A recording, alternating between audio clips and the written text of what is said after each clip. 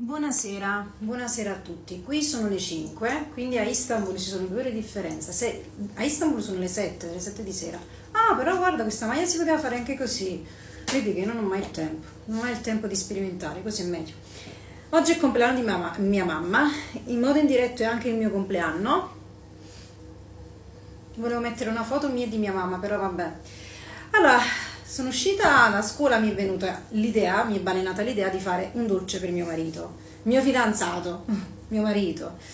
Allora, sono andata a cercare dolci turchi su internet, non so se mi potete vedere, mi vedete da lontano, dolci turchi, e ho trovato questo Revani che non conoscevo. Logicamente non ho visto nessuna recensione, non ho visto le persone come lo fanno, ci saranno 30.000 persone per questo dolce. Ad ogni modo sono uscita di scuola, sono andata prima alla Conad, voglio dire un appunto, la Conad semolino intendono la semola piccola, non è così, poi l'ho scoperto studiando nel bus, e poi sono passata anche alla Coop che avevano il vero e proprio semolino, con la scritta semolino, non avendo figli. Infatti io anche quando ho esordito nell'autobus, ho esordito nel supermercato, ho detto sentite, io non ho figli, il semolino non l'ho mai fatto, quindi non è che qualcuno mi aiuta a capire com'è, perché non ho avuto il tempo di cercare su Google semolino, non ho avuto il tempo, sono uscita di scuola, ho pensato stamattina a fare questo dolce, ho diversi testimoni, compreso mio marito.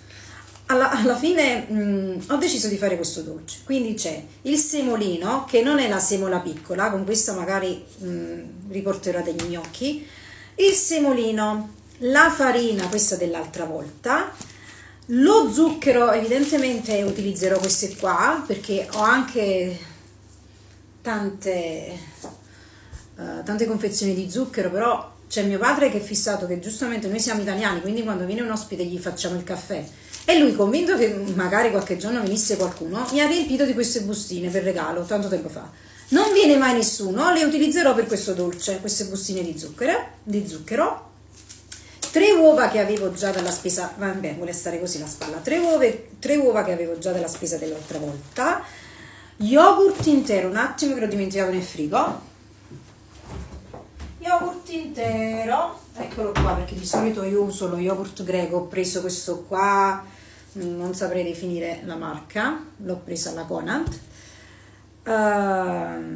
Olio di semi, ecco, la mia collega con cui ho parlato di questo dolce, questo Revani, mi ha detto che non si usa l'olio extravergine di oliva nei dolci, perché si ammaccano, cioè non hanno vita, non hanno vitalità, probabilmente, non lo so, non l'ho studiato, e ho preso questo olio di semi di girasole, per la prima volta nella mia vita, una bustina di lievito per dolci, non lo so, non c'era per dolci, quindi ho preso questo per dolci e salati, pane degli angeli. Avrei anche la polvere lievitante, però penso che questo vada bene, non c'era altrimenti, non potevo fare altrimenti, non c'era altro. Poi una scorza grattugiata di limone, per fare presto ho preso tanti limoni, non avevo veramente tempo, e poi c'è sopra la glass, una specie di glassa, immagino, zucchero, acqua e mezzo limone. Io dimezzerò tutte queste quantità, quindi ripetiamo: semolino, farina, yogurt, lievito, olio di semi, una scorza di grattugiata di limone, le uova, dello zucchero. Cocco finale, perché io farò questo qua col cocco rapé, il cocco rapé per la superficie.